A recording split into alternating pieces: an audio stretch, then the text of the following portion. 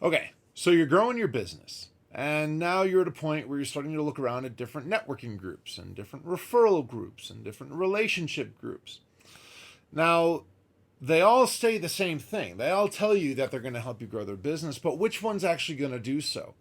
There's a subtle but really important difference between a networking group, a referral group, a relationship group, and whatnot. And it's tough to kind of really understand which one's going to be helpful and which one's just going to get you a lot of connections that don't really mean anything. Well, in this video, we're going to kind of dive into that a little bit. Hey everybody, I'm Ian Campbell. I'm CEO of Mission Suite. Do me a favor before we jump into today's video and click the subscribe button and hit the bell so that you're notified anytime that we post new videos. So, it's hard to grow a business. There's no question about that. If you've had any experience in trying to do so, you know this already, right? Again, if it was easy, anybody would do it, right? You've chosen to grow a business, and I applaud you for it. If you've watched a lot of my videos in the past, again, you know that I am a huge fan of networking, a huge fan of building business through referrals. But like anything else, there is nuance to actually how you go about doing it.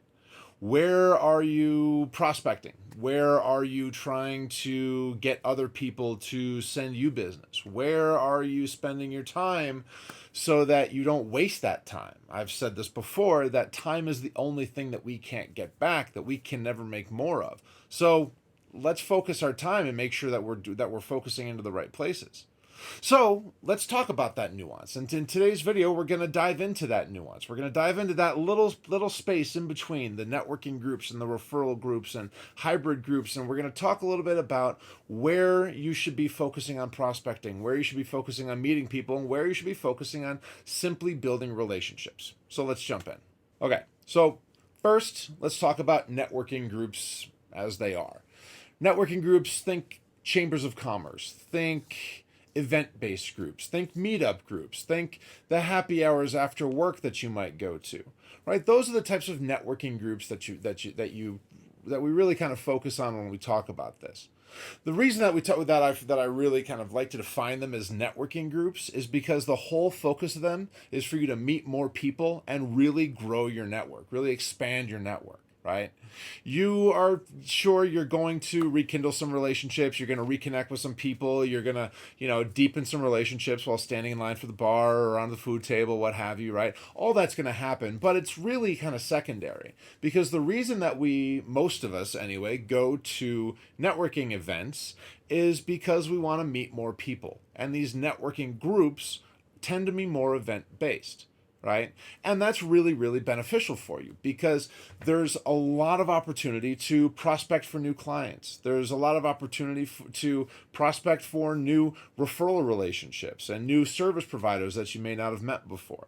There's a ton of opportunity for you to make all sorts of connections at these networking groups, going to these things and connecting with these people, right? We're all trying to do the same thing. We're all trying to make the same connections.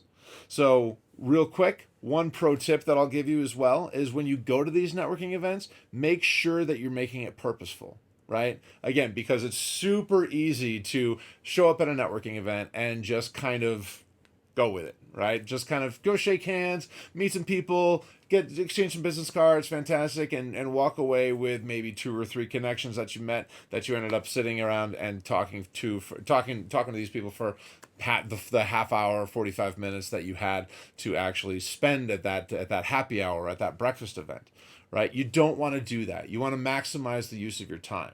So what I like to do is I like to make sure that when I show up to one of these networking events, that I've got a goal in mind. I know that I want to meet 10 new people. I know that I want to find one person who might be a really good client for me.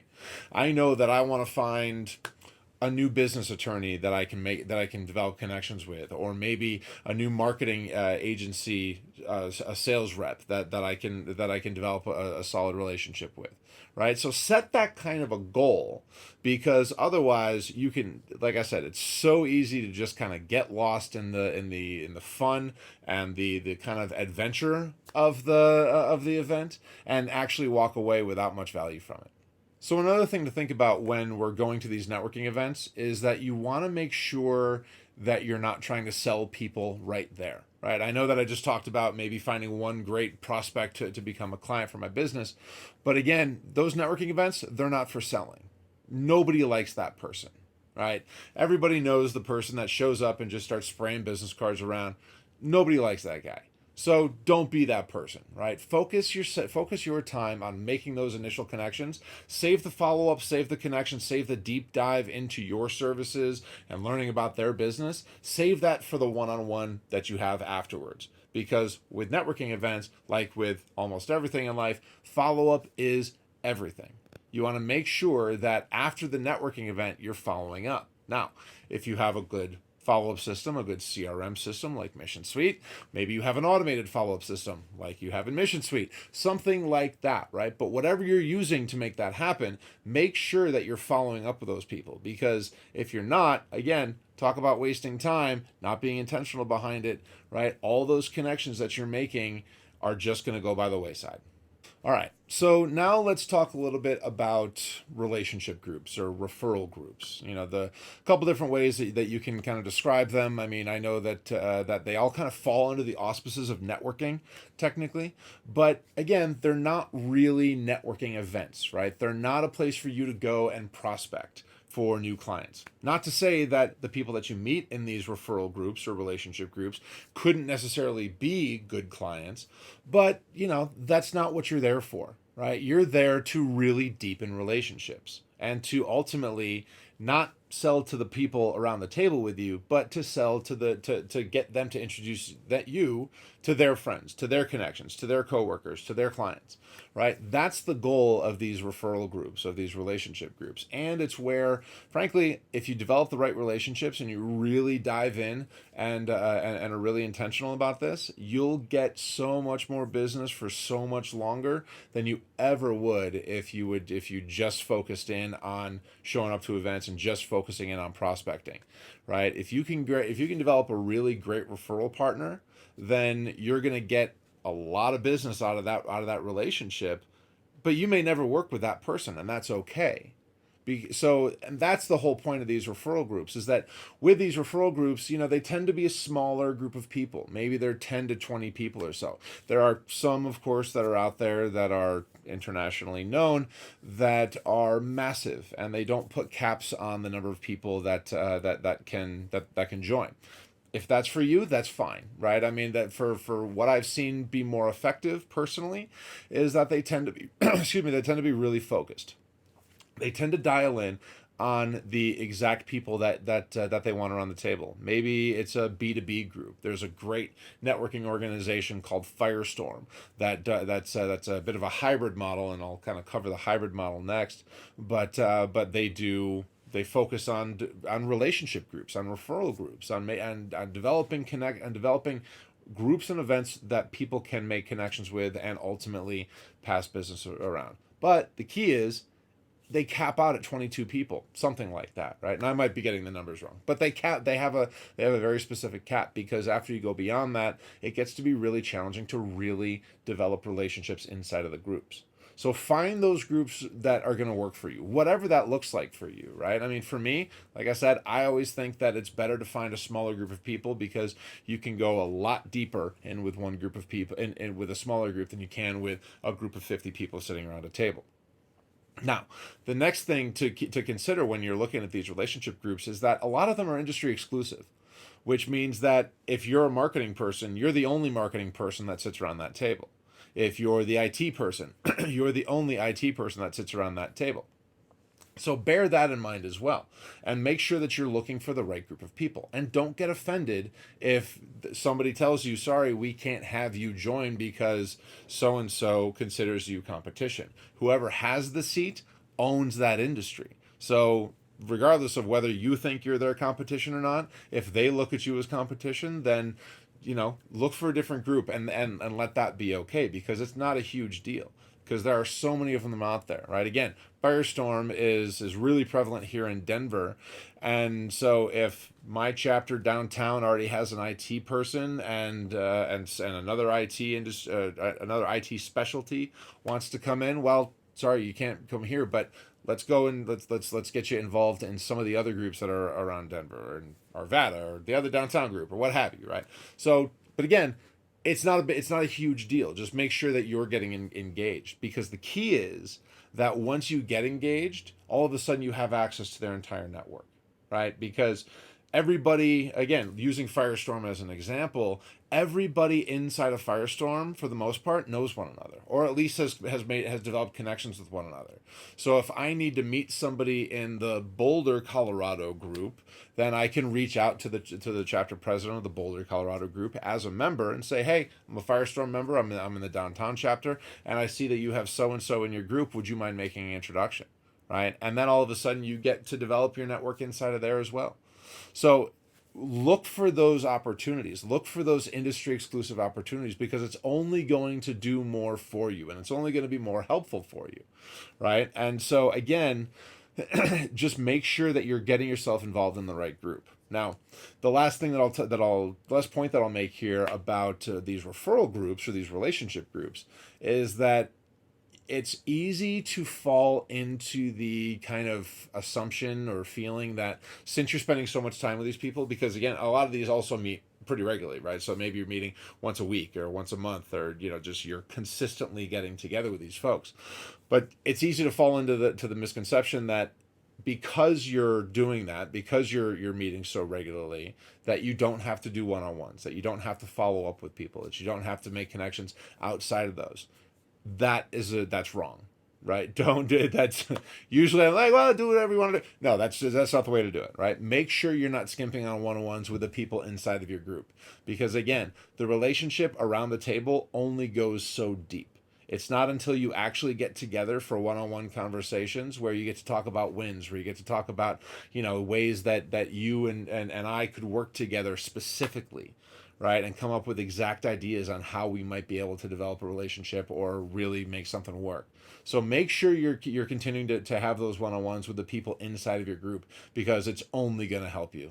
So now let's talk a little bit about hybrid groups, and I won't spend quite as much time on hybrid groups as I did with the other two, but these hybrid groups are what a lot of these organizations that you're going to find have kind of fallen into, right? They've kind of developed that just because it's easy to do, right? Because once you've developed maybe a chapter system, it's easy just to get people together and create these events for other people to connect, and it turns into a funnel for these organizations, things like that, right? All of which are awesome, and it's what you're supposed to do, and it's as a networking organization, because the whole point is to grow people's network. The only way to do that is to grow your network, right? So that's what they do, which is great, because now you get to capitalize on that. So what you're able to do with these hybrid groups is, first of all, you get to get involved in the chapter itself, right? So you get to have that small referral group of 15 people that are getting around a table every week and having a conversation and having very specific conversations and getting to know one another and doing the one-on-ones together, all those things. You still get to do that. But then maybe once a month, once a quarter, or however often, you're also getting to have a large get together with a large group of people that are less known to you. Maybe they're people from other chapters in the organization. Again, I've talked about Firestorm a lot in this video, so we'll keep using them as an example. But again, I can reach out to the people in Boulder, sure, because I'm a member, they're a member, we have that common Firestorm connection. But there's also tons of opportunity that Phil, the founder of Firestorm, and yes, Phil is a friend of mine, and we do a lot of work together, and I'll talk a little bit about that here in a minute as well. But Phil also puts together these events that are really focused on bringing all these people together, right? So now I don't have to reach out to so and say, hey, can you make this introduction for me? Rather, I can just show up to the event, and I know that I'm going to get to meet so and so, whoever that person is, but I'm also going to get to meet Sarah and Steve and Sally and John and so on and so forth, right? Because these are people that Phil is prospecting to and Phil wants to bring in. And I know that if Firestorm if someone's showing up to a Firestorm event, they're a B2B organization, they kind of meet a lot of my criteria. So that's the event that I want to go to. So look for those hybrid events, right? Look for those hybrid organizations, because they're only going to do good things for you. Now, Another note on that, though, is that more often than not, you're going to find that most organizations and most networking companies, maybe chambers, all these different groups, do tend to do one thing better than the other, right? I remember when I was in another city that I used to do business in, and the Chamber of Commerce there was was great at putting together quarterly networking events and quarterly events that were really great to go to. You made some great connections to, but realistically, they didn't have a whole lot of more intimate, more kind of closely connected one-on-one things. And when I kind of made that realization, I realized that that's what I was looking for. So I ended up having to leave that particular chamber. Now, looking into other groups, there's other groups that are really good at putting together these small events, small kind of chapter based things. But when they put together the multi chapter happy hours, they don't do so well, right? Oftentimes, those are the types that you'll go to the happy hour and you'll find that 10 people are there, and it's maybe 3 people that you don't know and 7 people that you do. And so, that's gonna happen, right? I mean, it's just kind of the nature of the beast. There are very few organizations that do both really well. So when you're looking at these hybrid groups, when you're evaluating these hybrid groups, the only tip that I have for you there is just know and understand what you're looking for. Know what you're looking for from the group that you're going after, right? The group that you're evaluating. Because if you're looking for prospecting opportunities, then a group that does better on the small intimate meetings isn't going to be the best group. Might not be the best group for you. It might be, right? But oftentimes it's probably not going to be the best group for you. Whereas if you're really looking to just kind of develop a few really good relationships and go a mile deep with each one of those relationships, then those chapter groups might be best for you. So look for the ones that do those really well, and then the happy hours can just be a bonus, right? So just keep that in mind when you're evaluating these groups, because it is going to be really important, and it's going to be the way that that you're not actually wasting the time that it takes to be involved in these groups. All right, so I've talked a lot about Phil Pelto and Firestorm today, and like I mentioned, he is a good friend of mine, and he and I actually started putting together a podcast called the Referral Bench Podcast that focuses all around developing your business based on networking and referrals. So in that podcast, we do interviews. He and I have conversations and do kind of deep dives into some of these kind of tidbits that we've pulled out of interviews or things that we've heard from other people and whatnot. And we really focus a lot on helping people grow their business using networking and referrals, because he and I both very, very much believe that it is the single best way to build that business. So check that podcast out. You can hear it wherever you listen to podcasts: Apple, Spotify, Google, Anchor, so on and so forth. There's links in the description here. And also, while we're at it, make sure to keep an eye on the channel, because here at Mission Suite, I am working on developing an online course and membership program that does deep dives into all things networking and referrals. And then the course will do the deep dive into the referrals and the networking and all that sort of stuff. It'll give you all the information that you need to grow from there. But then the membership as well will also help you with accountability. It will help you kind of make sure that you're doing the things that you need to do to actually get the results that you need to get. So keep an eye out for both of those. They're going to be really beneficial, and I'm really excited for those to launch. It should be coming here in the next probably 3-4 weeks or so. So keep an eye out for that. I hope you got something out of this video. I always love doing these. I really hope you got something out of it. If you did, do me a favor, give this video a like, give it a share, maybe to throw a comment on there. Those things always help us with the YouTube algorithm that we're trying to play with here, so that more people can see our videos. And while you're at it, again, make sure that you're hitting that subscribe button and that you ring the bell so that you're notified when we post new videos. And finally, make sure to check out the other 2 videos that are on your screen now. And thank you so much for watching, and we will see you next time around. Cheers.